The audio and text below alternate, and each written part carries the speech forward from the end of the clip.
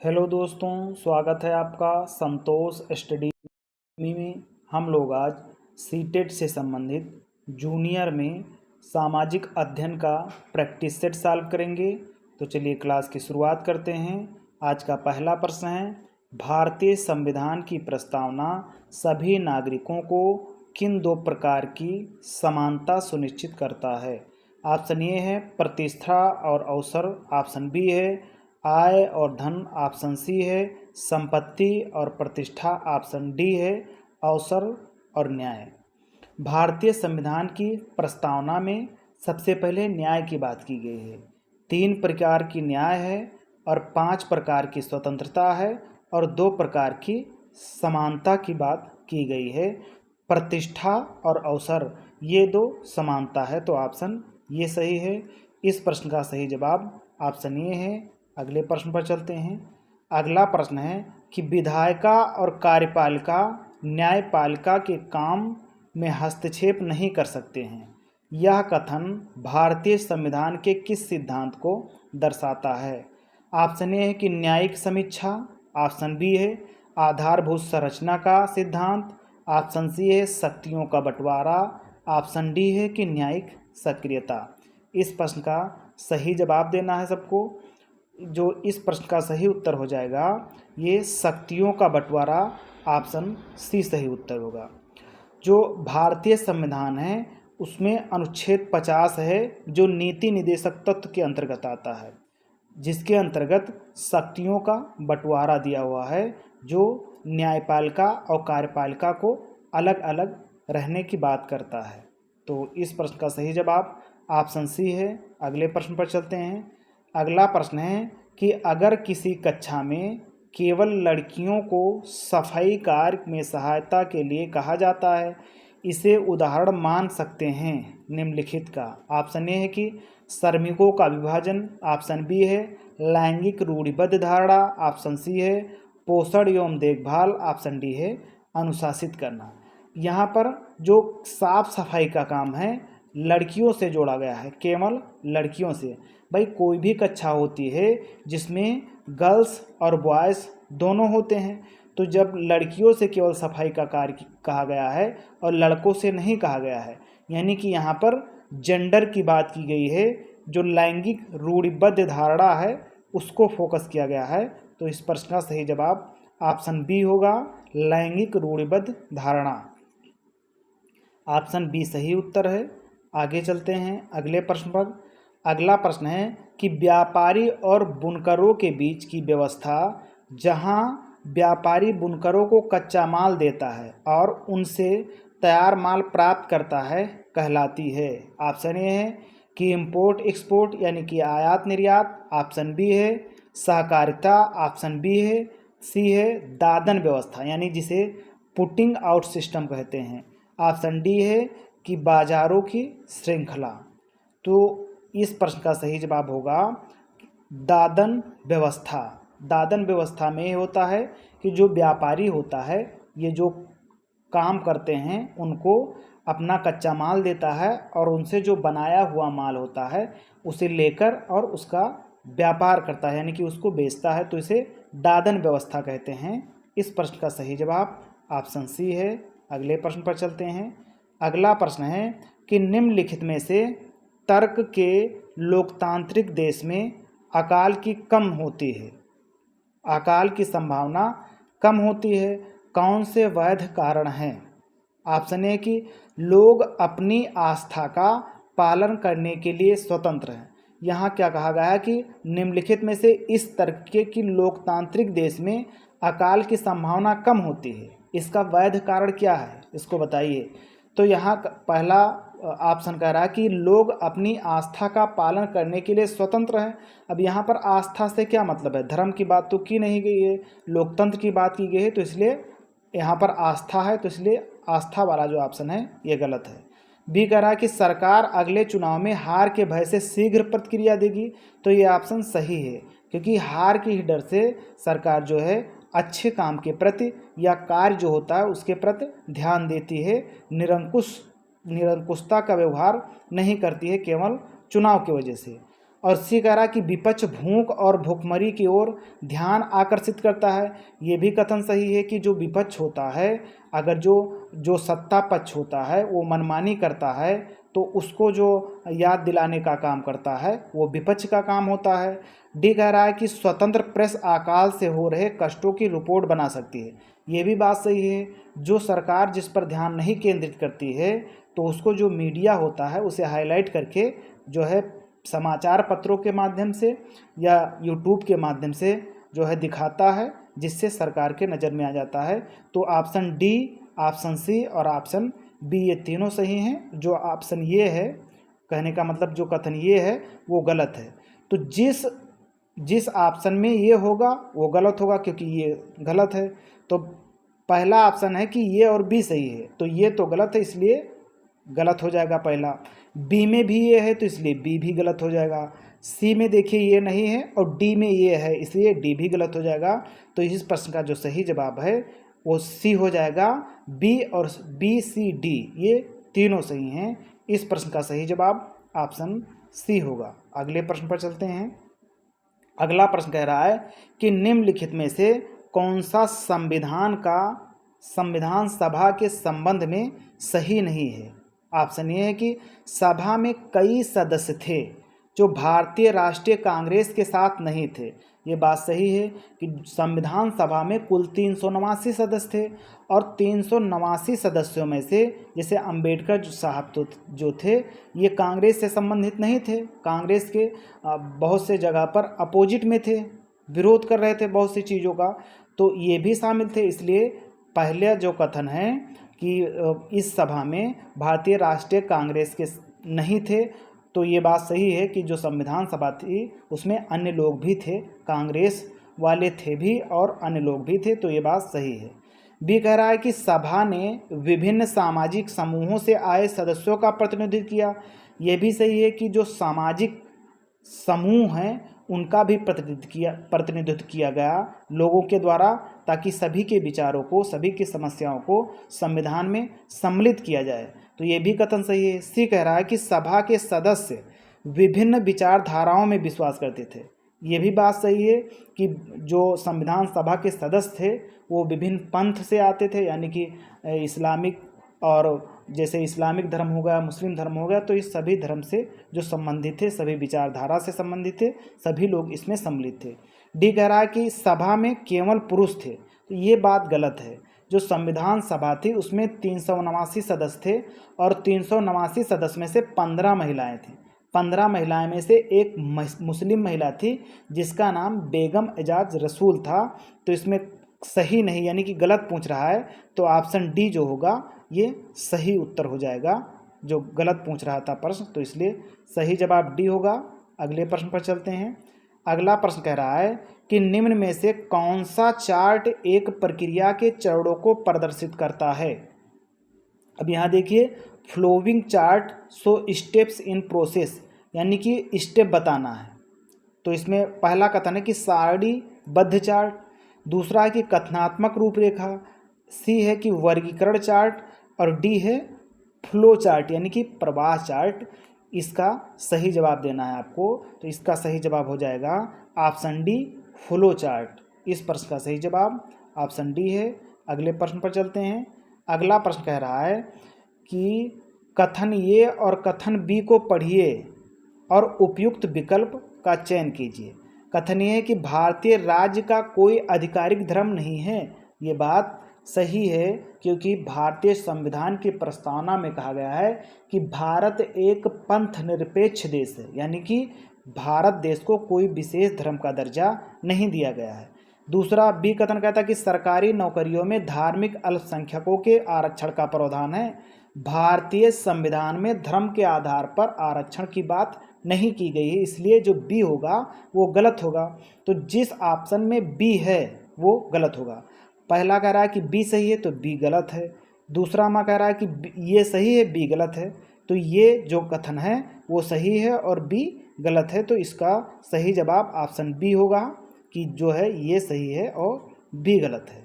अब आगे चलते हैं। अगला प्रश्न कह रहा है कि नागरिक शास्त्र की नामावली राजनीतिक विज्ञान किए गए जाने पर के पीछे क्या दृष्टि है। मतलब जो नागरिक शास्त्र थी उस विषय को राजनीतिक विज्ञान किए जाने के पीछे क्या दृष्टि है। ऑप्शन ए कह रहा है कि नागरिकों में आज्ञाकारिता एवं निष्ठा को सुनिश्चित करना।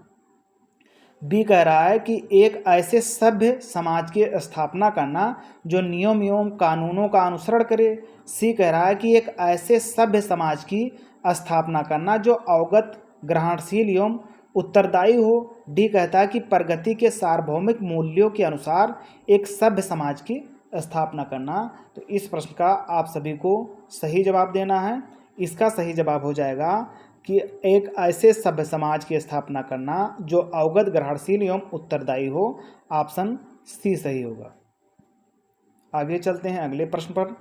अगला प्रश्न कह रहा है कि निम्नलिखित कथन ये और कारण आर पर विचार करें और सही विकल्प का चयन करें।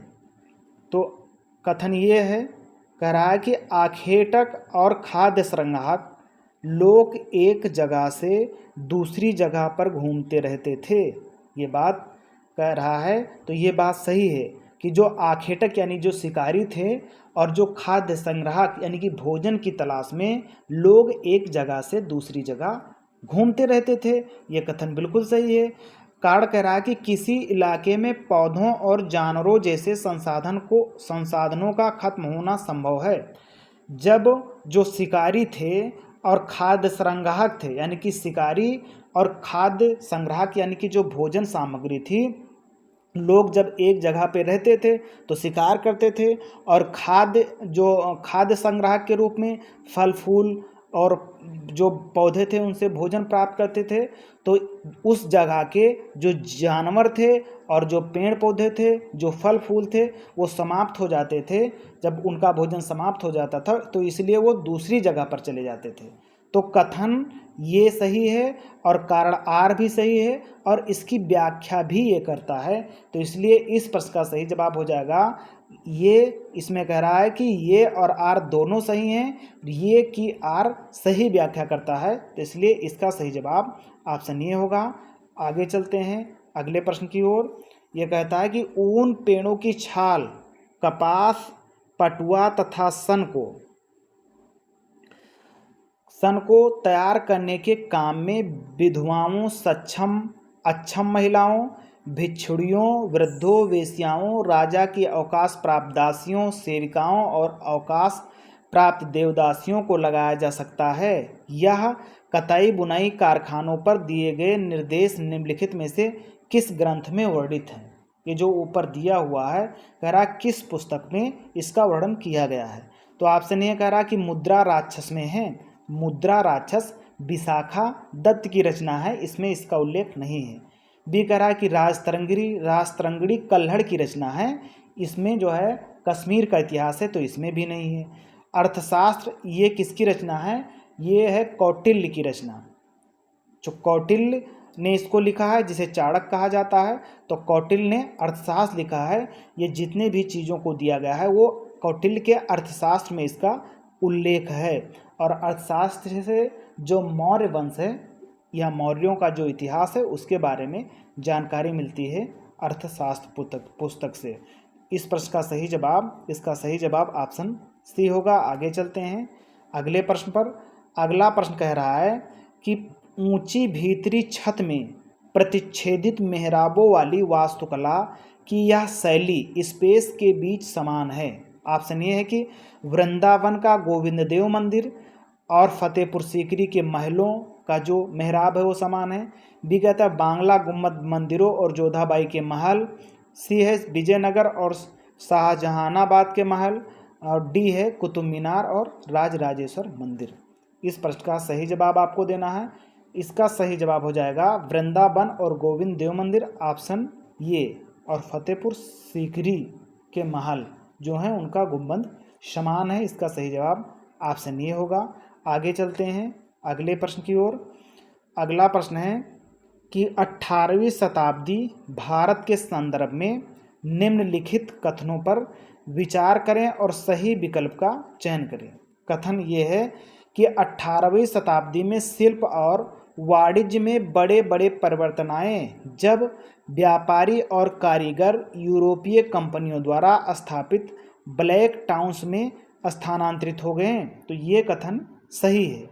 बी कथन है कि ब्लैक देसी व्यापारियों और शिल्पकारों को कहा गया जो फोर्ट सेंट जॉर्ज और फोर्ट सेंट विलियम जैसे जगहों पर रहते हैं। तो ये कथन गलत है। ये 18वीं शताब्दी की बात कर रहा है, एनसीईआरटी का प्रश्न है। ऑप्शन ए कह रहा है कि केवल ये सही है। तो ये इसका जवाब ऑप्शन ए होगा कि केवल कथन पहला सही है और ये दूसरा वाला गलत है। तो इसका जवाब ऑप्शन ए होगा। आगे चलते हैं अगले प्रश्न पर। अगला प्रश्न कह रहा है कि औपनिवेशिक भारत के अस्थायी बंदोबस्त के संदर्भ में निम्नलिखित में से कौन सा कथन सही है। करा कि 1793 में थॉमस मुनरो ने बंगाल प्रांत में अस्थायी बंदोबस्त व्यवस्था की शुरुआत की थी। तो 1793 में अस्थायी बंदोबस्त व्यवस्था की शुरुआत किसने की थी? कॉर्नवालिस ने की थी। और यहाँ पर थॉमस मुनरो दिया हुआ है, इसीलिए जो पहला कथन है ये गलत होगा। बी कह रहा है कि इसके तहत राजाओं और तालुकदारों को जमींदारी के रूप में मान्यता दी गई। ये बात सही है, इसीलिए इस व्यवस्था को जमींदारी व्यवस्था भी कहते थे। तो सी ऑप्शन है कि सी कथन है कि जमींदारों को किसानों से लगान वसूलने का अधिकार दिया गया था। ये भी सही है। तो पहला गलत है और बी और सी सही हैं। और जिसमें ये यानी कि जिस ऑप्शन में ये होगा वो गलत होगा। तो सबसे पहले ये पहले में है तो पहला गलत हो जाएगा, दूसरे में भी ये है इसलिए दूसरा भी गलत हो जाएगा, तीसरे में भी है इसलिए तीसरा भी गलत हो जाएगा। तो कौन सा सही है? ऑप्शन सी सही है। केवल सी में जो दिया हुआ है सी, वो सी सही है। तो अगले प्रश्न पर चलते हैं। इस प्रश्न का जो सही जवाब है वो ऑप्शन सी होगा। अगला प्रश्न है कि विलियम एडम्स के संदर्भ में निम्नलिखित में से कौन सा सही है। एक है कि विलियम एडम्स एक स्कॉटिश प्रचारक थे। अब मान लिया जाए कि ये कथन हमें नहीं पता। दूसरा कह रहा है कि वह एक अंग्रेजी शासक थे। तो ये तो हम जानते हैं कि हम लोगों ने जितने भी शासक पढ़े हैं यानी कि जितने भी वायसराय और गवर्नर जनरल हुए हैं उसमें एडम्स किसी का नाम नहीं था। तो इसे ये तो हम जानते हैं 100% ये नहीं है, यानी कि जो दूसरा है वो गलत है। अब मान लिया जाए हम तीसरा और चौथा को नहीं जानते हैं। अब हम ऑप्शन एलिमिनेट करेंगे। अब देखिए जिस ऑप्शन में 2 होगा वो गलत हो जाएगा। तो पहला में 2 है, नहीं है। दूसरा में 2 है इसलिए गलत हो जाएगा। तीसरा में भी 2 है, सी में भी 2 है इसलिए सी भी गलत हो जाएगा। चौथा में दूसरा नहीं ले, चौथा और पहला बचा। अब तीसरे ऑप्शन को देखते हैं, तीसरे कथन को देखते हैं कि कंपनी ने उन्हें देसी स्कूलों में शिक्षा की प्रगति की रिपोर्ट तैयार करने के लिए कहा। तो ये तीसरा कथन सही है। और चौथा कथन है कि उन्होंने बंगाल और बिहार के जिलों के देसी स्कूलों पर रिपोर्ट बनाने के लिए भ्रमण किया। चौथा भी सही है। तो यानी कि पहला, तीसरा और चौथा ये तीनों सही हैं। अब मान लिया जाए हमें ये तीनों भी नहीं पता होते, केवल एक ही पता होता कि ये गलत है, तो हम गलत से ऑप्शन एलिमिनेट करके निकाल लेते, क्योंकि हमें पता है कि जब बी गलत हो गया और सी गलत हो गया, अब हमें इस पर जाना है कि मैक्सिमम कहाँ तक किसमें सही है। तो मैक्सिमम वाला जो सही होगा ऑप्शन डी के अंतर्गत आएगा, इसलिए इस प्रश्न का सही जवाब ऑप्शन डी होगा। और आगे चलते हैं अगले प्रश्न पर। अगला प्रश्न है कि मैच कीजिए। क्या मैच करना है? कह रहा है कि कॉलम ए और कॉलम 2 का मिलान करना है। ऑप्शन ये है कि राजा राम मोहन राय ने क्या किया था। तो राजा राम मोहन राय ने ब्रह्म समाज की स्थापना की थी 1828 ईस्वी में। बी है कि स्वामी दयानंद सरस्वती ने क्या था। इन्होंने 1875 में, इन्होंने ब्रह्म समाज 1875 में आर्य समाज की स्थापना की थी दयानंद सरस्वती ने। पंडिता रमाबाई ने विधवा गृह की स्थापना की थी और ईश्वरचंद्र विद्यासागर ने लड़कियों के लिए स्कूल बनवाए थे। तो इस प्रकार इसका जो है सही मिलान ये हो जाएगा कि राजा राम मोहन राय ब्रह्म समाज की स्थापना 1828, दयानंद सरस्वती आर्य समाज की स्थापना 1875, पंडिता रमाबाई विधवा गृह और ईश्वरचंद्र विद्यासागर लड़कियों के लिए स्कूल बनवाएं। तो इसका सही मिलान हो जाएगा। अब आगे चलते हैं अगले प्रश्न की ओर। अगला प्रश्न है कि किसी भी सामाजिक बुराई को चुनौती देने के लिए ईश्वरचंद्र विद्यासागर द्वारा अपनाई गई रणनीतियाँ निम्न प्रकार से थीं। यानी कि ईश्वरचंद विद्यासागर की रणनीतियों के बारे में बताना है। पहला कथन है कि पश्चिमी विचारों का हवाला देना, तो ये बात सही है कि गलत है, इस पर बाद में आएंगे। दूसरा कह रहा कि समर्थन देने वाले अंधविश्वास को खोजना। अब यहाँ ईश्वरचंद विद्यासागर के बारे में बात की गई है, तो इस समर्थन देने वाले अंधविश्वास को ये खोज कर क्या करेंगे? ये तो बाल विवाह अंधविश्वास इनके और जो है विधवा विवाह जो नहीं होता था उसके ये जो है विरोध में थे कि विधवा विवाह को बढ़ावा देते थे, और जो बाल विवाह था उसका विरोध करते थे, अंधविश्वास का विरोध करते थे। तो हमें ये तो पता चल गया कि बी ऑप्शन गलत है, ये 100% पता चल गया। अब सी कह रहा कि प्राचीन ग्रंथों में श्लोक या वाक्यों को ढूंढना, मान लिया जाए ये भी हमें नहीं पता है, तो हमें ये तो पता हो गया कि जो दूसरा ऑप्शन है बी, ये गलत है। अब हम ऑप्शन एलिमिनेट करेंगे। पहला है कि बी सही है, तो बी तो गलत है, और जिसमें जिसमें बी होगा वो गलत हो जाएगा। तब सी में भी बी है, इसलिए ये भी गलत हो जाएगा। अब आते हैं पहला और जो है ये और सी गलत हो गया। अब बचा है बी और डी। अब यहाँ पर आते हैं, कह रहा कि पश्चिमी विचारों का हवाला देना, तो हम मैक्सिमम जो ऑप्शन होगा उसकी तरफ जाएंगे। तो मैक्सिमम ऑप्शन किस में है भाई? इसमें केवल एक दिया हुआ है, इसमें पॉसिबिलिटी बनती नहीं है, तो हम किस पर जाएंगे? एक चौथा ऑप्शन बचा, इसमें ये और सी ये दोनों सही हैं, तो इसलिए इस पर हम जाएंगे कि कौन सा सही होगा? ऑप्शन जो है सी सही हो, जो है डी सही हो जाएगा। इस प्रश्न का सही जवाब ऑप्शन डी होगा। तो इसका जो सही जवाब है वो ऑप्शन डी होगा। इसके मतलब ये होगा पश्चिमी विचारों का हवाला देना, ये भी सही है, और प्राचीन ग्रंथों में श्लोक या वाक्यों को ढूंढना ये भी सही है।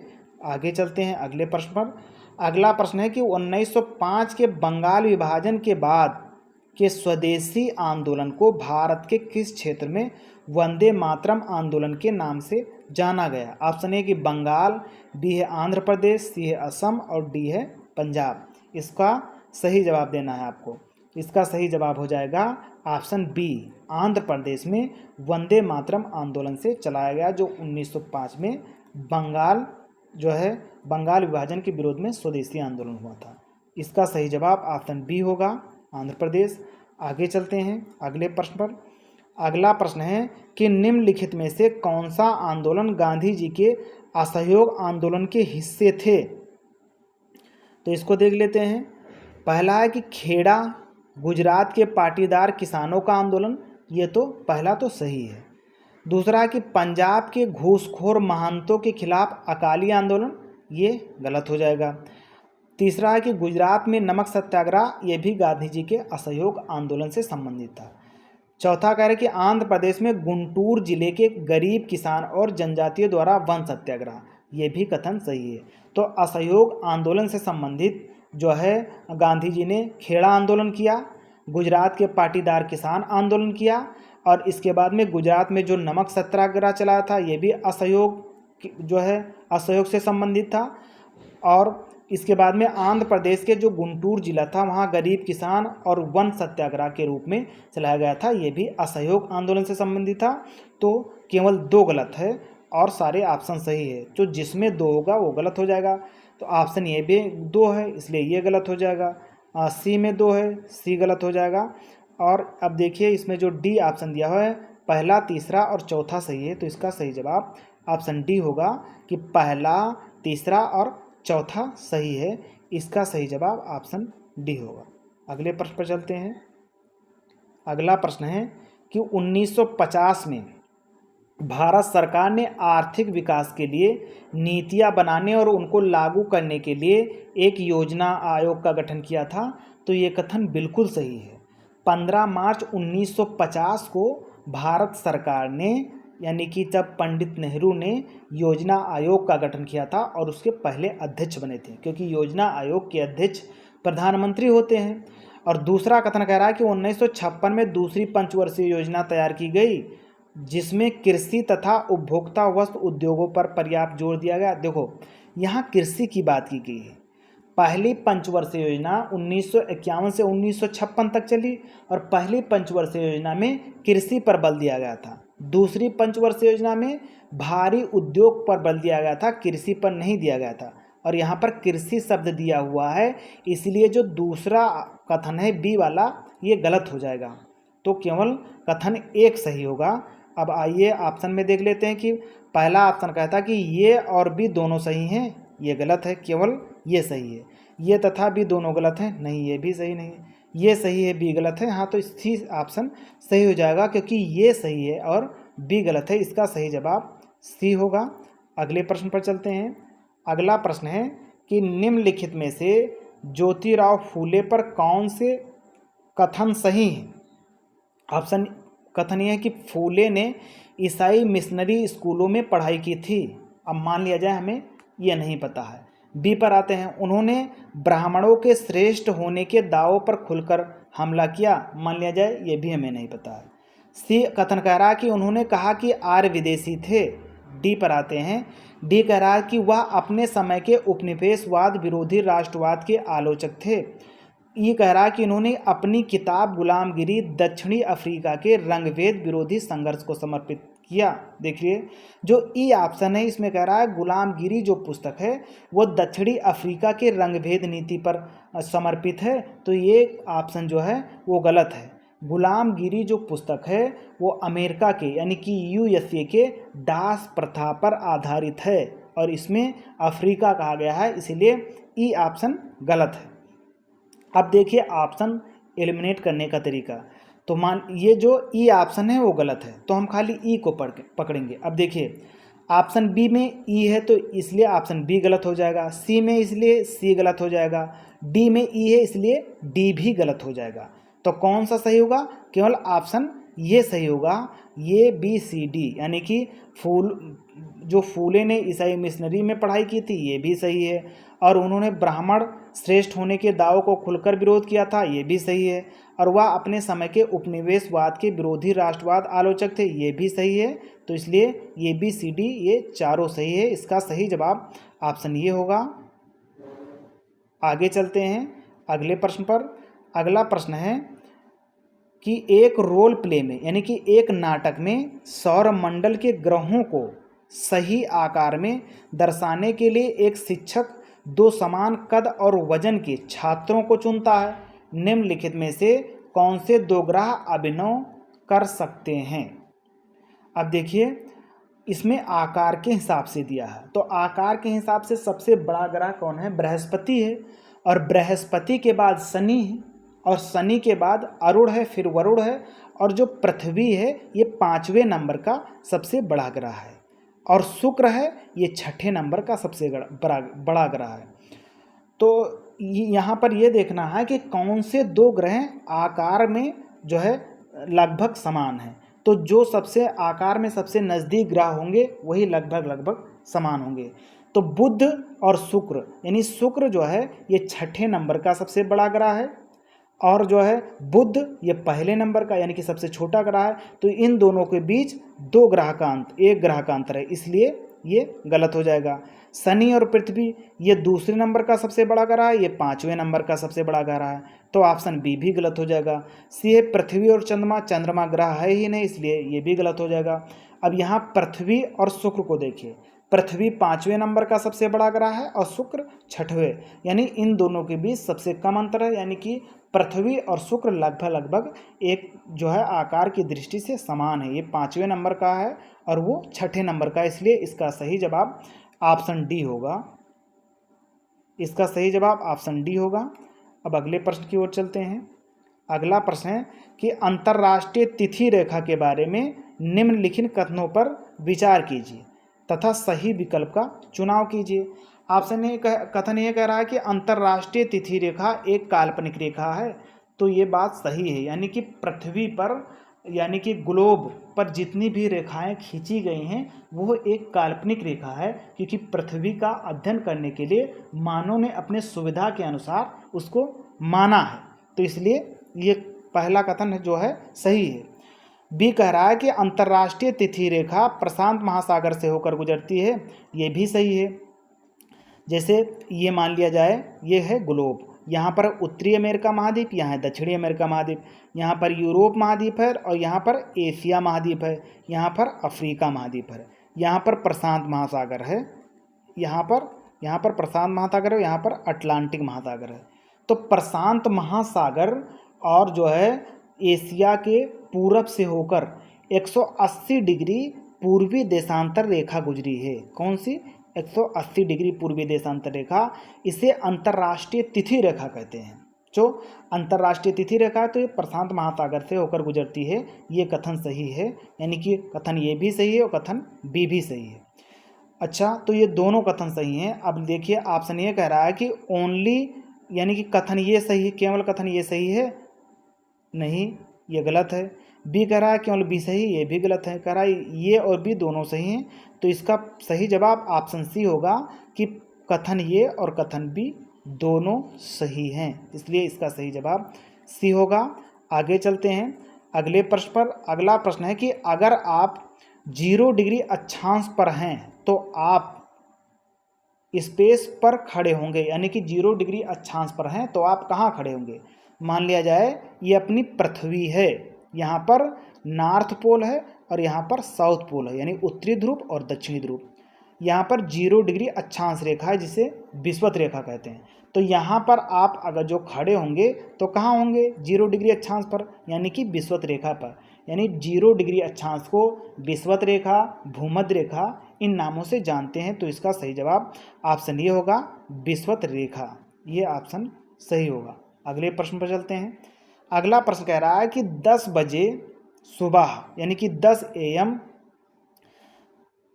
AM जो यदि 60 डिग्री पश्चिम देशांतर पर 10 पूर्वाह्न है तो ग्रीन विच पर क्या समय होगा? अब यहाँ पर ग्लोब बनाते हैं, यह है अपनी पृथ्वी। अब यहाँ पर देखिए ध्रुव है, यहाँ पर नॉर्थ पोल है और यहाँ पर साउथ पोल है। अब ये जो है देशांतर रेखा है। क्या है? देशांतर रेखा। पर जितनी भी देशांतर रेखाएं हैं 360 देशांतर रेखा है और प्रत्येक अंश पर, यानी कि प्रत्येक डिग्री पर एक देशांतर रेखा खींची गई है, इसलिए ये जो है 360 रेखा है। तो 1 डिग्री, यानी कि एक देशांतर रेखा पार करने में, यानी कि 1 डिग्री बराबर होता है, यानी 1 डिग्री जब पार करोगे तो 4 मिनट का अंतर होगा, यानी कि 1 डिग्री जो है देशांतर पार करने में, 1 डिग्री देशांतर पार करने में 4 मिनट के समय का अंतर होता है।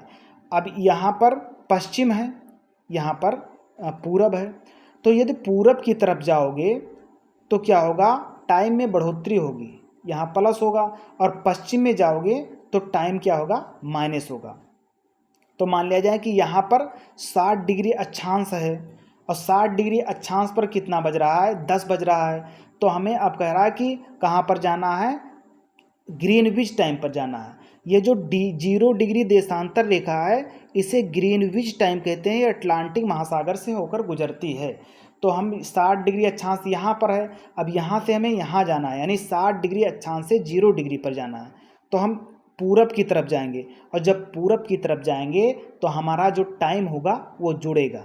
तो अब देखिए 1 डिग्री बराबर 4 मिनट होता है। पूरब की तरफ जाएंगे तो 4 मिनट जुड़ेगा और पश्चिम की तरफ जाएंगे तो 4 मिनट घटेगा। तो हम कहाँ जा रहे हैं? पूरब की तरफ की जा रहे हैं, इसलिए ये टाइम क्या होगा? जुटेगा। तो 1 डिग्री बराबर 4 मिनट होता है और हम कितनी दूर हैं? 60 डिग्री दूर हैं। तो इसलिए 60 गुणे 4, 60 को हम 4 से गुणे करेंगे तो 6 चौको 24, यानी कि 240 जो मिनट है इतना अंतर है। अब 240 मिनट को घंटे में करेंगे तब 60 से भाग देंगे। अब 60 से भाग देंगे, 0 से 0 काट देंगे और 6 चौको 24, यानी कि 4 घंटे का अंतर आया है। अब 4 घंटे जोड़ देंगे तो हम कहाँ पहुँच जाएंगे? माने जो है 0 डिग्री देशांतर रेखा, यानी कि ग्रीनविच रेखा पर पहुँच जाएंगे। तो 10 बज रहे थे, अब 10 बजे में 4 घंटा जोड़ दिया गया तो 10 4 14, यानी कि 2 बज गए। अब 2 कौन वाले बज गए? यहाँ पूर्वाह्न है, यानी कि सुबह वाली 2 बजे, सुबह 10 बज रहे हैं और सुबह 10 बजे में हम 4 घंटा जोड़ेंगे तो दोपहर वाले 2 बजे के पास पहुँच जाएंगे। तो इसलिए इसका जो सही जवाब होगा वो क्या होगा? ऑप्शन बी कि 2 बजे अपराह्न। जो बाद वाला समय होता है, यानी कि सुबह वाला समय पूर्वाह्न होता है और बाद वाला समय, यानी कि सेकंड टाइम वाला समय अपराह्न होता है। तो इसलिए 2 बजे अपराह्न में पहुंच जाएंगे। इस प्रश्न का सही जवाब ऑप्शन बी होगा। अब अगले प्रश्न पर चलते हैं। अगला प्रश्न है कि प्राकृतिक पर्यावरण के 4 क्षेत्र हैं। इनमें से 2 वायुमंडल और जैवमंडल हैं, बाकी दोनों हैं। देखिए, ये वायुमंडल है, ये स्थलमंडल है। तो वायुमंडल, स्थलमंडल, और ये है ये जो है वायुमंडल, स्थलमंडल, ये हो गया जलमंडल। अब ये जो तीनों के बीच के संकरी भाग है, ये तीनों के बीच का जो भाग है, इसे क्या कहते हैं? जैवमंडल कहते हैं। जैवमंडल सबसे बड़ा मंडल होता है, यहीं पर जीवन संभव होता है। तो ये कह रहा है कि वायुमंडल, जैवमंडल, ये दोनों की बात की गई है। अब क्या बचा? अब बचा है स्थलमंडल और जैवमंडल। तो इसका सही जवाब जो होगा जलमंडल और स्थलमंडल। तो जलमंडल और स्थलमंडल इसका सही जवाब होगा। ऑप्शन बी सही है। तो इसका सही जवाब ऑप्शन बी होगा, स्थलमंडल और जलमंडल। आगे चलते हैं अगले प्रश्न पर। अगला प्रश्न है कि निम्नलिखित में से कौन उष्णकटिबंधीय वर्षावन के बारे में सही है? ऑप्शन ए कि इन्हें सदाबहार वन कहा जाता है। तो ये बात बिल्कुल सही है कि उष्णकटिबंधीय वर्षा वन को सदाबहार वन भी कहा जाता है। यहाँ पर जो है वर्षा 200 डिग्री 200 सेमी से अधिक होती है। तो जहाँ 200 सेमी से अधिक होती है वहाँ सदाबहार वन उगते हैं। अब देखिए, बी कथन कह रहा है कि इन वनों में वृक्ष अलग अलग समय में पत्तियाँ गिराते हैं। ये बात सही है, इसलिए इन्हें सदाबहार वन कहा जाता है। अगर जो एक साथ पत्तियाँ गिराते हैं तो इन्हें पतझड़ वन कहा जाता। तो कथन बी भी सही है। सी कह रहा है कि इन वनों में पाए जाने वाले महत्वपूर्ण वृक्ष साल, सागौन और शीशम है। नहीं भैया, ये जो है पतझड़ वाले वन हैं, यानी कि जो है उष्णकटिबंधीय पर्णपाती वन के वृक्ष हैं। कौन? सागवान, शीशम, साल। ये सदाबहार वन के नहीं हैं, इसलिए सी जो होगा वो सी कथन गलत होगा। डी कह रहा था कि इन वनों को मानसून वन भी कहा जाता है। नहीं, उष्णकटिबंधीय पर्णपाती वन को मानसून वन कहा जाता है। तो ऑप्शन सी और ऑप्शन डी ये दोनों गलत हैं। जिसमें सी और डी गलत होगा वो ऑप्शन गलत हो जाएगा, केवल ये भी सही है। तो ऑप्शन ये कह रहा है कि ये और बी, हाँ, तो ये और बी ऑप्शन क्या हो जाएंगे? सही हो जाएगा। कथन पहला सही, मतलब ऑप्शन ये सही होगा। अगले प्रश्न पर चलते हैं। अगला प्रश्न कह रहा है कि अमेजन के बारे में निम्न में से कौन सा सही है? अमेजन जो नदी है उसके बारे में पूछ रहा है। ऑप्शन ए कि कथन ये है कि नील नदी इस प्रदेश से होकर बहती है। देखिए, जो नील नदी है वो अफ्रीका महाद्वीप में बहती है। मिस्र, सूडान, इथोपिया और यहाँ से बहती है कौन? नील नदी। और ये अमेजन बेसिन में अमेजन नदी बहती है, इसलिए पहला जो कथन है ये गलत हो जाएगा। बी कथन है कि यहाँ का मौसम दिन एवं रात दोनों में समान रूप से गर्म एवं आर्द्र होता है। ये बात सही है, क्योंकि यहाँ पर जो है गर्म और आर्द्र मौसम होता है और यहाँ संवहनीय वर्षा होती है, इसलिए ये सही है। सी कह रहा रात के समय तापमान थोड़ा कम हो जाता है लेकिन आर्द्रता उच्च बनी रहती है। तो कथन सी भी सही है। तो बी और सी सही है, ये जो है वो गलत है। तो बी सी जिसमें सही होगा वही सही होगा।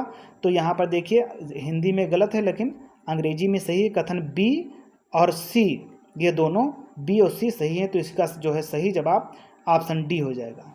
कौन सा? Option D. बी और सी ये दोनों सही हैं। ठीक, आगे चलते हैं। अगला प्रश्न कह रहा है कि पृथ्वी पर आपतन की मात्रा भिन्नता का निम्नलिखित में से कारण है। आतपन यानी कि जो सूर्यातप, या चाहे आतपन कहा जाए चाहे सूर्यातप कहा जाए, तो पृथ्वी पर आतपन या सूर्यातप की भिन्नता का निम्नलिखित में से क्या कारण है?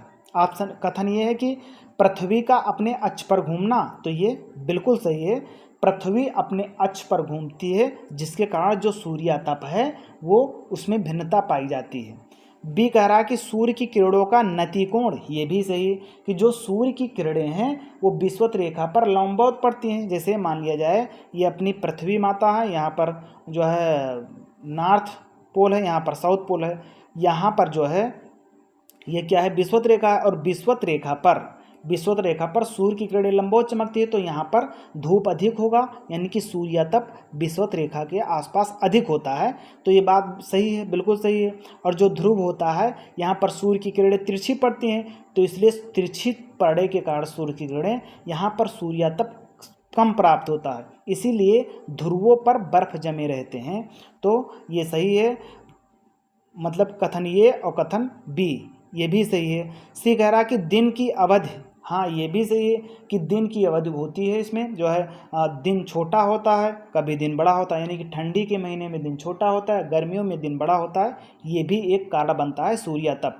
जब दिन बड़ा होगा तब सूर्यातप अधिक प्राप्त होगा, जब दिन छोटा होगा तब सूर्यातप कम प्राप्त होगा, क्योंकि जब धूप होगी तभी तो सूर्यातप प्राप्त होगा। धूप दिन में होती है, इसलिए दिन बड़ा तो सूर्यातप अधिक और दिन कम तो सूर्यातप कम।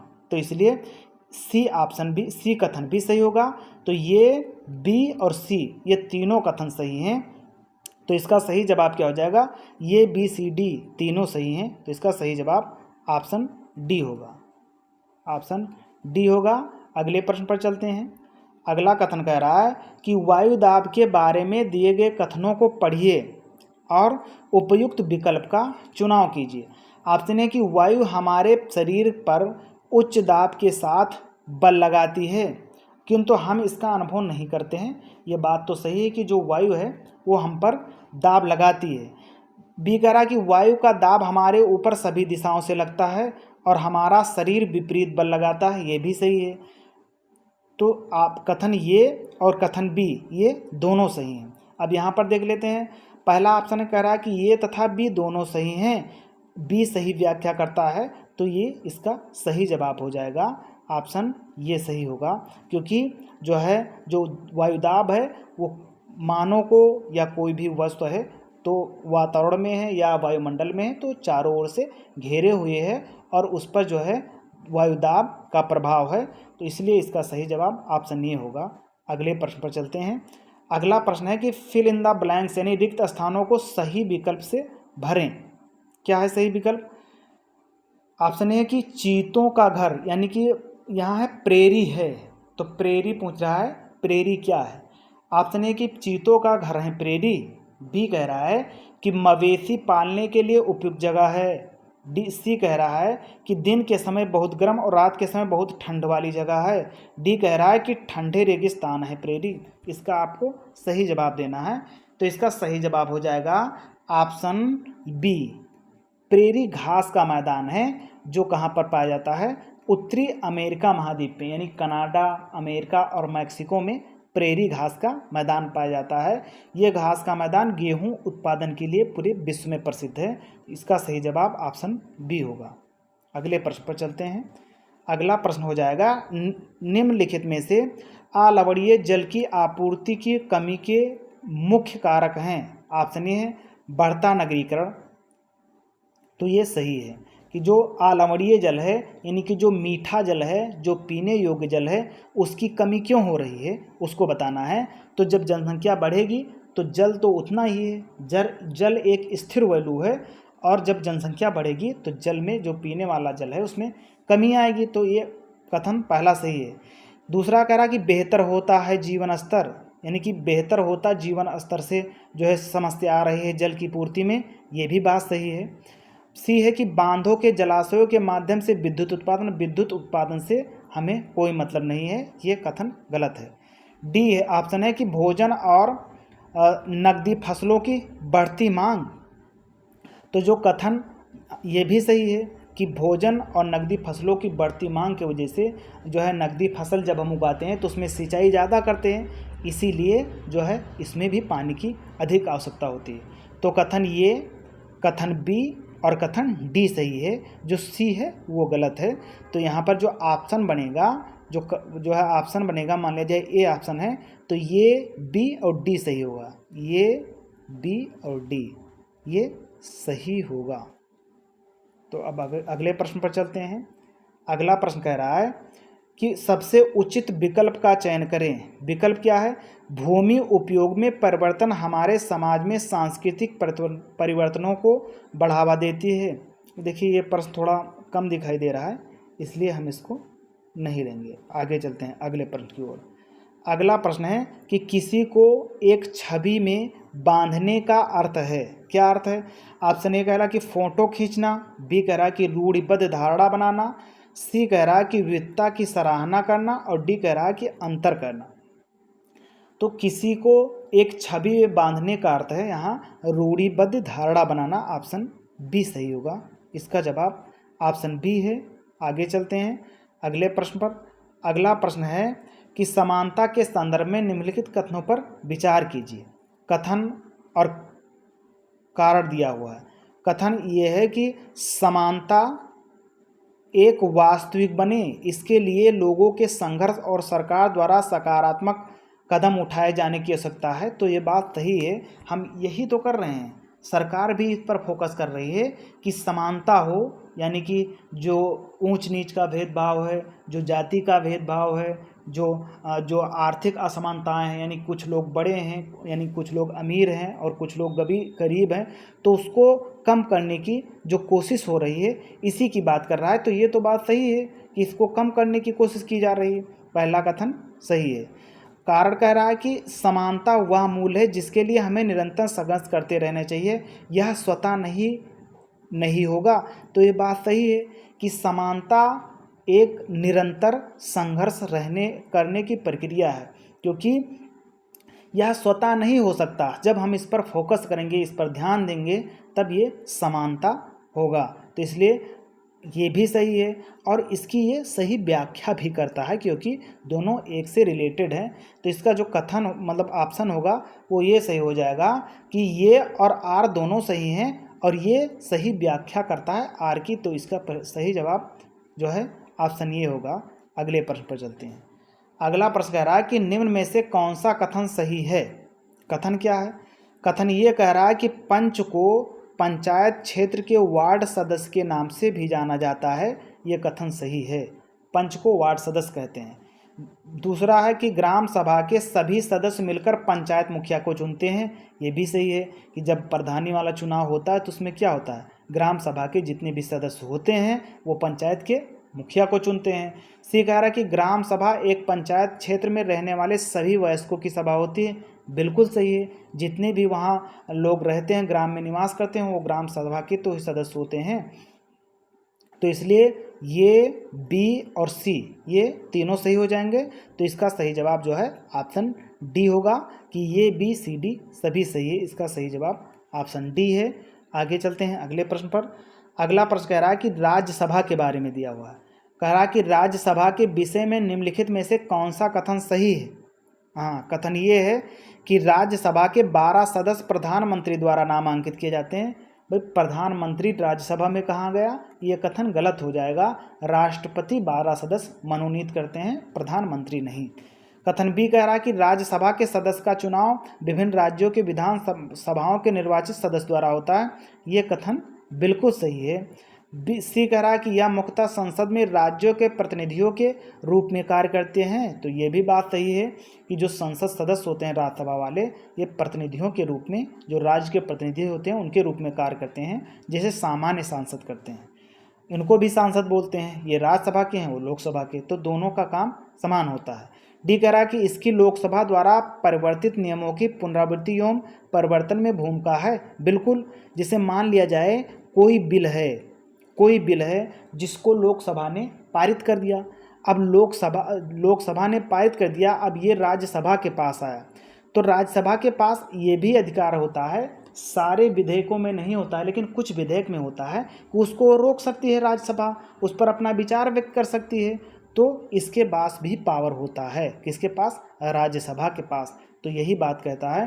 तो डी भी सही है। तो कथन बी सी डी ये तीनों सही हैं और तीनों सही हैं। तो इसमें कौन सा जो है ऑप्शन सही हो जाएगा, बी सी डी किस में है, B C D option B में है। तो इसलिए कथन बी मतलब ऑप्शन बी सही हुआ।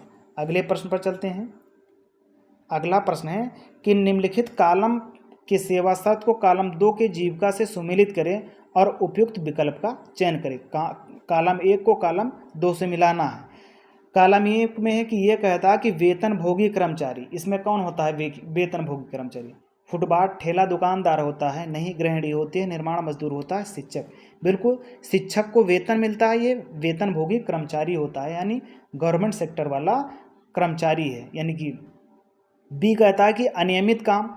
अब अनियमित काम इसमें किसके होते हैं, कोई मजदूर जाता है अपने काम पर, तो उसको कोई ज़रूरी नहीं कि इसको रोज़ काम मिल जाए, उसका काम अनियमित है, मिल भी सकता है और नहीं भी मिल सकता है, तो ये निर्माण मजदूर में आएगा। स्वरोजगार क्या है? देखिए यहाँ पर क्या है कि फुटबॉल ठेला दुकानदार जो अपना रोजगार कर रहा है, जो अपना व्यवसाय कर रहा है, वो क्या है? स्वरोजगार के अंतर्गत आते हैं, तो ये भी सही है। डी कह रहा कि बिना वेतन का मजदूर। यहाँ पर देखिए बिना वेतन का मजदूर कौन होता है? गृहिणी, यानी कि घर में जो लोग काम करते हैं, जो गर्ल्स हैं या फीमेल हैं जो काम करती हैं, या जो हमारी माता जी हैं वो काम करती हैं, वो क्या हैं? गृहिणी हैं। तो इसमें कह रहा है कि बिना वेतन के मजदूर हैं। ये तो बात सही है कि भाई उनको वेतन थोड़ी मिलता है, वो केवल अपना काम करते हैं। तो इसलिए इसका जो है सही डी का सही हो जाएगा, 2 गृहिणी। तो अब देख लीजिए यहाँ ये में कौन सा है? ये में 4 है, तो ये में 4 केवल सी ऑप्शन में है, इसलिए इसका सही जवाब ऑप्शन सी होगा। अगले प्रश्न पर चलते हैं। अगला प्रश्न है कि निम्न में से कौन सा प्रारंभिक स्तर पर सामान्य तौर पर इस्तेमाल किए जाने वाला रचनावादी सामाजिक विज्ञान शिक्षण का तरीका है? अब क्या कहा है? रचनावादी विज्ञान पर, यानी कि रचनावादी जो शिक्षण है उस पर हमें फोकस करना है। तो प्रोजेक्ट का वर्क, यानी कि जो परियोजना कार्य है, ये रचनावादी है। ये बिल्कुल सही है, ये रचनावादी कार्य है। व्याख्यान, अब देखिए ये व्याख्यान, जैसे मान लिया जाए कोई टीचर है, क्लास में बच्चे बैठे हैं, टीचर आया, क्लास में गया और टीचर ने अपनी पुस्तक उठाई या ऐसे जो है मौखिक रूप से अपनी व्याख्या देने लगा कोई भी विषय वस्तु के बारे में, और व्याख्या देके वो चला गया। ना बच्चे समझ पाए और ना ऐसा कुछ हुआ। तो ये क्या है? ये एक निष्क्रिय तरीका है, क्योंकि बच्चे उससे नहीं जुड़ पाए। तो यहाँ ये रचनावादी नहीं, इसमें कोई रचनात्मक कार्य नहीं हुआ। तो ये जो है रचनात्मक कार्य कब होगा? जब उससे जो बच्चे होंगे वो सीखेंगे, तब रचनात्मक कार्य के अंतर्गत आएगा। इसलिए व्याख्यान देना गलत है, तो इसलिए इसका जो वो हो जाएगा बी, ये गलत हो जाएगा। सी कह रहा कि क्षेत्रकार, ये सही हो जाएगा ये कथन। जैसे कोई गया है, कोई व्यक्ति है जो गया है अपने जैसे खेतों में काम करने गया, तो वहाँ जब जाएगा तो उसके विचार में अलग अलग से समझदारी आएगी, काम करने का तरीका आएगा, तो उसमें एक समझ पैदा होगी। तो ये रचनात्मक कार्य के अंतर्गत आता है। चर्चा पर चर्चा करना, किसी प्रश्न पर या किसी सब्जेक्ट पर हम जब डिस्कशन करते हैं अपने मित्र से या परिवार से, तो उस पर एक नए तरीके का एक अलग विचार, एक जो है फर्स्ट सेकंड से जो सब्जेक्ट और ऑब्जेक्ट से जो है भिन्न होकर एक अलग विचार आता है। तो ये जो क्या है, ये रचनात्मक कार्य के अंतर्गत आएगा। तो ऑप्शन डी, ऑप्शन सी और ऑप्शन ये तीनों सही हैं और बी वाला गलत हो जाएगा। तो जिसमें ये बी होगा वो गलत होगा। तो बी पहले में है इसलिए पहला बी गलत, बी में है इसलिए बी में बी गलत हो जाएगा, डी में भी बी है इसलिए डी गलत हो जाएगा। तो ऑप्शन इसका सही जवाब ऑप्शन सी होगा। इसमें बी नहीं सही है, बी नहीं है, यानी कि ये सी और डी इसका सही जवाब हो जाएगा। इसके सी के अंतर्गत आते हैं ये सभी, तो इसका सही जवाब सी है। अगले प्रश्न पर चलते हैं। अगला प्रश्न कह रहा है कि निम्नलिखित 4 कार्यों पर ध्यान दें और उन कार्यों का चयन करें जो रचनावादी कक्षा में विषय योजना बनाने हेतु सर्वाधिक महत्वपूर्ण है। ठीक है। कथन ये कह रहा है कि शिक्षण अधिगम गतिविधियों को विशेष रूप से उल्लेखित करना। किस पर बात कर रहा है? रचनावादी कक्षा पर बात कर रहा है। जो रचनावादी कक्षा है, किसमें रचनावादी कक्षा हो रहा है? बी कह रहा है कि स्पष्ट रूप से अधिगम उद्देश्यों को बताना। सी कह रहा है कि आकलन के तरीकों का चयन करना। डी कह रहा है कि परीक्षा में सफल होने के लिए उपयोगी सूचनाएं शामिल करना। अब ये बताइए कि इसमें जो प्रारंभिक रूप से जो छोटे बच्चे होते हैं उन्हें सूचना, इससे सबसे क्या मतलब है? ये उनके समझ में ही नहीं आएगा, इसलिए ये गलत हो जाएगा। बाकी 3 सही हो गए, कथन ए, कथन बी, कथन सी, ये तीनों सही हैं ऊपर वाले, और जो है डी गलत हो जाएगा। तो डी इन तीनों में है इसलिए ये तीनों गलत हो जाएंगे। इसका कथन जो सही होगा ऑप्शन ए सही होगा। अगले प्रश्न पर चलते हैं। अगला प्रश्न है कि निम्नलिखित में से कौन सा उद्देश्य ग्रहण की अवधारणा के शिक्षण में विशिष्ट उद्देश्य नहीं है? ऑप्शन ये है कि ग्रहण कैसे होते हैं, विद्यार्थी इस प्रक्रिया को समझ पाएंगे। यहाँ ग्रहण पर फोकस किया गया है। ग्रहण मतलब जो चीज़ हम जो है ग्रहण करते हैं, जैसे खाना हमने ग्रहण किया या कोई चीज़ ग्रहण किया तो ग्रहण से संबंधित है। तो इसमें जो है ये पहला कह रहा है कि ग्रहण कैसे होते हैं, विद्यार्थी इस प्रक्रिया को समझ पाएंगे।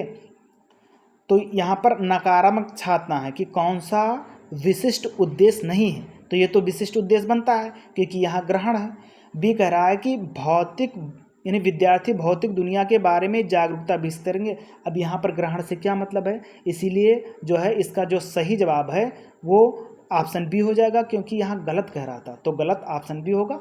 और दो ऑप्शन शायद इसमें नहीं है तो इसलिए क्षमा चाहता हूँ, इसका जो सही उत्तर होगा ये ऑप्शन बी होगा। तो आगे चलते हैं अगले प्रश्न पर। अगला प्रश्न है कि बाजारों और उनकी कार्य विधियों की संकल्पना को सुदृढ़ करने के लिए एक शिक्षण के पास उसकी इकाई योजना में 3 विषय हैं। ऑप्शन ये है कि बाजार और मूल्य वृद्धि। अब यहाँ देखिए, बाजार और उनकी कार्य विधियों की जो संकल्पना है उस पर क्रमबद्ध बताना है कि उसमें कौन सा योजना पहले आएगा और कौन सा बाद में आएगा। तो इस बारे में हमें इसको सेट करना है। कथन ये कह रहा है कि बाजार और मूल्य वृद्धि। बी कह रहा है कि मोहल्ले के बाजार। सी कह रहा है कि बाजारों की श्रृंखला। देखिए, जो बच्चे होते हैं सबसे पहले हम उनको आसपास की चीज़ों के बारे में बताएंगे, तो सबसे पहले मोहल्ले के बाजार में जाएंगे, तो सबसे पहले मोहल्ले के बाजार से होगा। फिर कह रहा बाजारों की श्रृंखला, फिर वो थोड़ा दूर वाले बाज़ार में जाएंगे जो उससे विस्तृत होगी, यहाँ जाएंगे। फिर इसके बाद में जो है बाज़ार और मूल्य निर्धारण, फिर बाज़ार में जाएंगे तो उनको मूल्य के बारे में जो है पता हो जाएगी, कैसे मूल्य किसी का पूछते हैं, कैसे उसका दाम लगाते हैं, कैसे ख़रीदा जाता है। तो इसका जो सबसे पहला क्रम है वो बी होगा, मोहल्ले के बाज़ार, फिर सी होगा, फिर ये होगा। तो इसके होगा बी सी ए। तो बी सी ए क्रम किस में दिया हुआ है, ऑप्शन बी में, बी सी और ये। इसका जो है सही जवाब ऑप्शन बी होगा। आगे चलते हैं। अगला प्रश्न कह रहा है कि योजना सामाजिक विज्ञान की सारी पाठ्यचर्या और पाठ्य सहगामी क्रियाओं का संकलन होती है जो उस विशिष्ट शैक्षिक वर्ष में संचालित किए जाते हैं। यहाँ पर खाली जो जगह है यहाँ बढ़ना है। तो कौन सी योजना है जो सामाजिक विज्ञान की सारी पाठ्यचर्या और पाठ्य सामाजिक क्रियाओं का संकलन होती है जो विशिष्ट शैक्षिक वर्ष में संचालित किए जाते हैं। अब यहाँ पर शैक्षिक वर्ष दिया हुआ है, तो जब एनुअल है तो एनुअल ही आएगा। तो इसके अंतर्गत जो है साप्ताहिक, ऑप्शन ए है, बी है दैनिक, सी है इकाई, डी है एनुअल यानी कि वार्षिक। तो इसका सही जवाब वार्षिक होगा, ऑप्शन डी सही उत्तर है इसका। अगले प्रश्न पर चलते हैं। अगला प्रश्न है कि निम्नलिखित कथनों पर विचार करें और सही विकल्प का चयन करें। कथन है कि जेंडर भूमिकाओं को सिखाते समय एक शिक्षक को क्या करना चाहिए। कथन पहला कह रहा है कि लड़के और लड़कियों को अलग व्यवसाय का सुझाव देना चाहिए। अब जहाँ समान की बात हो रही है, जहाँ जेंडर के बारे में समानता की बात करनी, वहाँ पर अलग अलग का क्या मतलब है, तो जहाँ अलग होगा वो बिल्कुल गलत हो जाएगा। यहाँ पर अलग अलग बात की गई है। बी कथन कह रहा है कि लड़के लड़कियों को अलग अलग शिक्षा देनी चाहिए, ये भी गलत है। अलग अलग ही नेगेटिव शब्द है, तो इसलिए कथन बी भी गलत है। सी कथन कह रहा है कि दैनिक जीवन में जेंडर रूढ़िवादियों को चुनौती देना चाहिए, बिल्कुल चुनौती देना चाहिए। जैसे ये कह रहा है कि लड़की ही झाड़ू लगा सकती है, लड़का झाड़ू नहीं लगा सकता है। दूसरा है कि लड़की ही बर्तन मान सकती है, लड़का नहीं मान सकता है। तो जो लड़की बर्तन मान सकती है, लड़की झाड़ू लगा सकती है, लड़की साइकिल नहीं चला सकती है, लड़की बाइक नहीं चला सकती है, तो ये सब किस में आते हैं, जेंडर रूढ़िवादिता के अंतर्गत आता है। इनको चुनौती देना चाहिए, यानी कि इनसे हमें लड़ना चाहिए। तो इसीलिए जो है इसकी बात की गई है। तो इसमें जो है सी सही हो जाएगा, सी उत्तर। इसका सही जवाब जो होगा कथन सी सही होगा कि जो है केवल डी है इसके अंतर्गत आ जाएगा। तो इसका जो है सही जवाब ऑप्शन डी होगा, क्योंकि डी के अंतर्गत सी दिया हुआ है। आगे चलते हैं अगले प्रश्न पर। अगला प्रश्न है कि महिलाओं को कार्यक्षेत्र में आने वाली चुनौतियों विषय पर प्रोजेक्ट के लिए निम्नलिखित में से कौन सा स्रोत प्राथमिक सूचना दे सकता है। ऑप्शन ये है कि पर्सनल इंटरव्यू यानी कि व्यक्तिगत साक्षात्कार, बी कह रहा है कि जीवनी, सी कह रहा है कि पाठ्य पुस्तक और डी कह रहा है कि न्यूज़पेपर। तो इसका जो सही जवाब हो जाएगा सबसे सही जवाब देना है। इसमें जो व्यक्तिगत साक्षात्कार है तो इसका सही जवाब ऑप्शन ए होगा कि व्यक्तिगत साक्षात्कार सही उत्तर हो जाएगा। आगे चलते हैं अगले प्रश्न पर।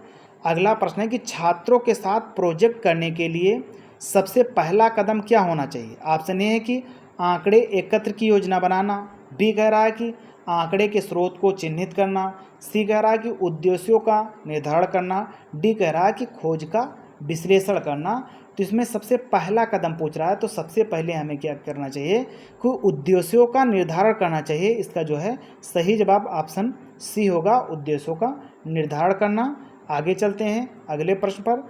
अगला प्रश्न है कि एक सामाजिक विज्ञान शिक्षिका निम्नलिखित आकलन में से कौन सा चुन सकती है अगर उन्हें यह समझना हो कि क्यों एक विद्यार्थी भूगोल में सफल नहीं है। अब यहाँ पर क्या दिया हुआ आकलन, तो इसमें कौन सा आकलन लगाएंगे। पहला कि स्थापना आकलन, बी कह रहा है कि योगात्मक आकलन, सी कह रहा है कि नैदानिक आकलन, डी कह रहा है कि रचनात्मक आकलन। तो इसमें किस जो है सही जवाब हो जाएगा नैदानिक आकलन, ऑप्शन सी इसका सही उत्तर होगा। अगले प्रश्न पर चलते हैं।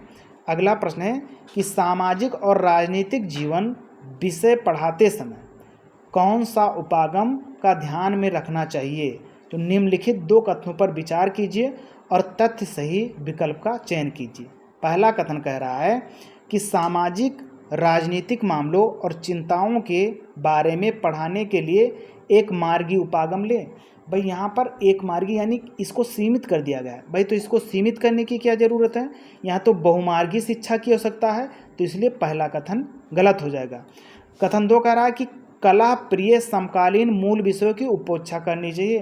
भाई ये जो मूल विषय है हम इसकी उपेक्षा कर देंगे तो इसका मतलब क्या है, तो ये भी कथन गलत हो जाएगा। तो इसमें ना तो कथन एक सही है और ना तो कथन बी सही है, दोनों कथन गलत हैं। तो इसका सही जवाब ऑप्शन डी होगा कि कथन एक और दो कोई नहीं सही है। इसका जो है सही जवाब ऑप्शन डी है। अगले प्रश्न पर चलते हैं। अगला प्रश्न कह रहा है कि निम्नलिखित कथनों में से कौन सा कथन प्रारंभिक स्कूल के विद्यार्थियों के लिए सामाजिक विज्ञान को प्रासंगिक बनाने में अति आवश्यक है। ऑप्शन ये है कि विद्यार्थियों को भरपूर विवरण, तथ्यों और सूचना उपलब्ध कराना चाहिए। अब जो प्रारंभिक स्कूल के विद्यार्थी होते हैं यानी कि जो विद्यार्थी शैशवावस्था में यानी कि जो कक्षा 1 से 5 के अंतर्गत आते हैं उनको क्या ये सूचना और ये विवरण वगैरह समझ में आएगा, तथ्य समझ में आएंगे? नहीं आएंगे, क्योंकि बेसिक में पढ़ते हैं, तो इसलिए पहला गलत हो जाएगा। दूसरा कह रहा है कि पाठ्य पुस्तक को ज्ञान के परम स्रोत के रूप में देखना चाहिए। अब उन्हें ज्ञान बांटने की क्या ज़रूरत है, उन्हें तो व्यवहारिक माध्यम से संगीत, गीत, खेल के माध्यम से सिखाया जाना चाहिए, तो इसलिए कथन बी भी गलत हो जाएगा। सी कह रहा है कि सामाजिक वैज्ञानिक परीक्षण संभव नहीं है इसीलिए यह सरल है। बिल्कुल गलत है, वैज्ञानिक परीक्षण संभव है, क्यों नहीं संभव है, तो ये नकारात्मक कथन की बात कर रहा है, इसलिए यह भी गलत हो जाएगा। डी कह रहा है कि एक विश्लेषणात्मक मानक की बुनियादी रखने के लिए क्या है जो है बुनियादी रखने के लिए सामाजिक विज्ञान अपरिहार्य, तो इसका जो है सही जवाब ऑप्शन डी हो जाएगा कि एक विश्लेषणात्मक मानक के बुनियादी रखने के लिए सामाजिक विज्ञान की अपरिहार्य यानी कि बेसिक एजुकेशन की बात कर रहा है, तो इसलिए इसका जो है सही जवाब ऑप्शन डी होगा। अगले प्रश्न पर चलते हैं। अगला प्रश्न कह रहा है कि निम्नलिखित कथनों पर विचार करें और सही विकल्प का चयन करें। कथन एक है कि यूनिट योजना का विकास करने के लिए कथन परक उपागम उपयोगी है, यानी कि थेमेटिक जो है वो उपयोगी है। आर कह रहा है कि अंतर विषयक विषय वस्तु के अध्ययन के माध्यम से सामाजिक मामलों को बेहतर समझा जाता है। तो जो पहला कथन है कि यूनिट योजना का विकास करने के लिए थेमेटिक उपागम उपयोगी है, तो ये सही है। दूसरा कथन कह रहा है कि आर कह रहा है कि अंतर विषयक विषय वस्तु के अध्ययन के माध्यम से सामाजिक मामलों को बेहतर समझा जाता है। बिल्कुल समझा जाता है, बिल्कुल समझा जा सकता है, तो कथन जो है आर भी सही है।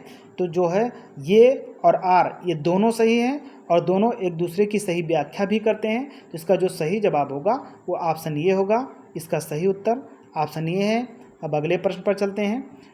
अगला प्रश्न कह रहा है कि प्राकृतिक वनस्पति और वन्य जीवन के बारे में अनुभवात्मक रूप से पढ़ाने के लिए निम्नलिखित विधियों में से कौन सी विधि एक श्रेष्ठ शिक्षा शास्त्रीय उपागम होगी?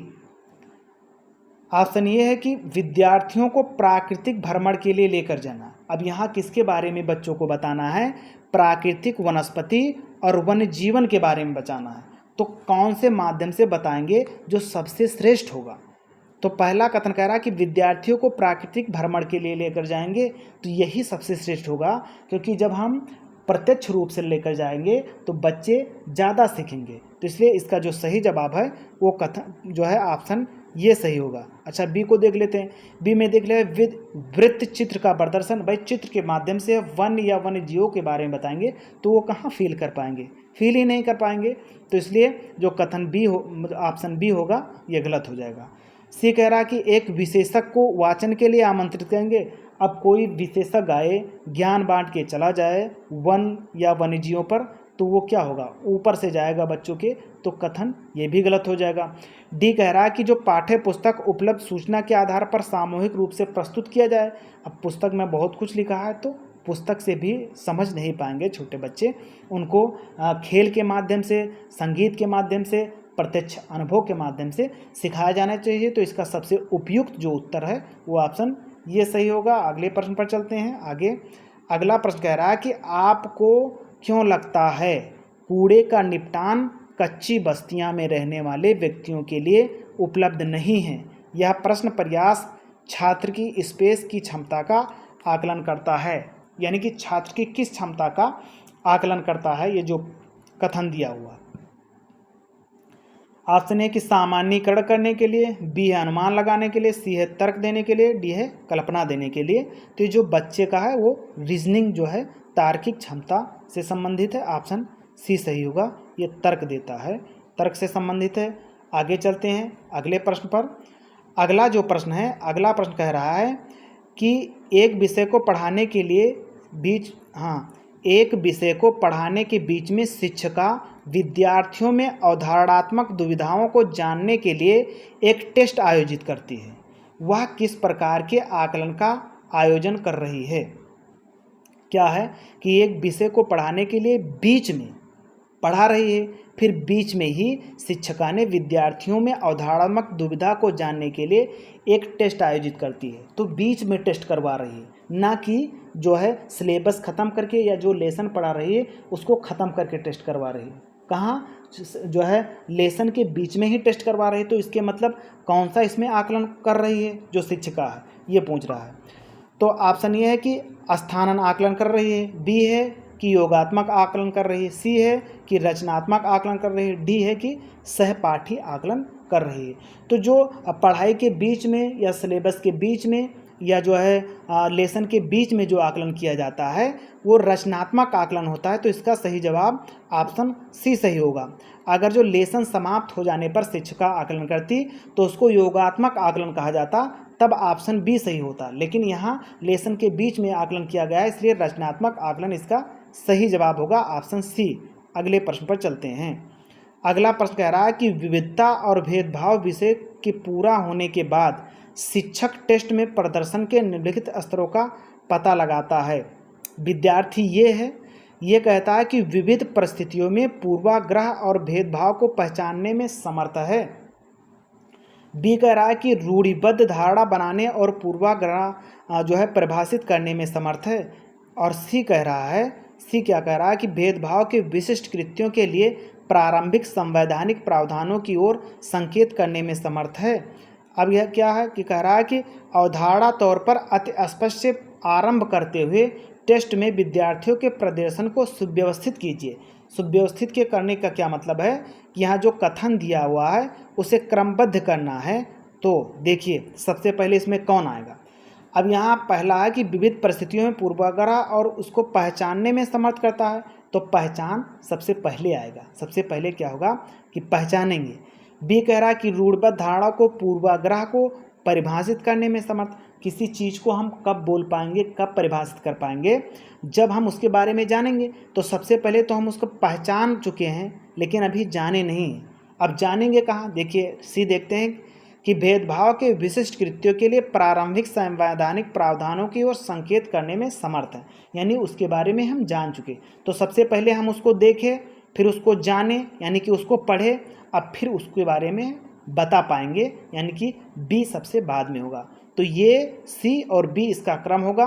ये सी बी किसमें है, ये सी बी किसमें है, अच्छा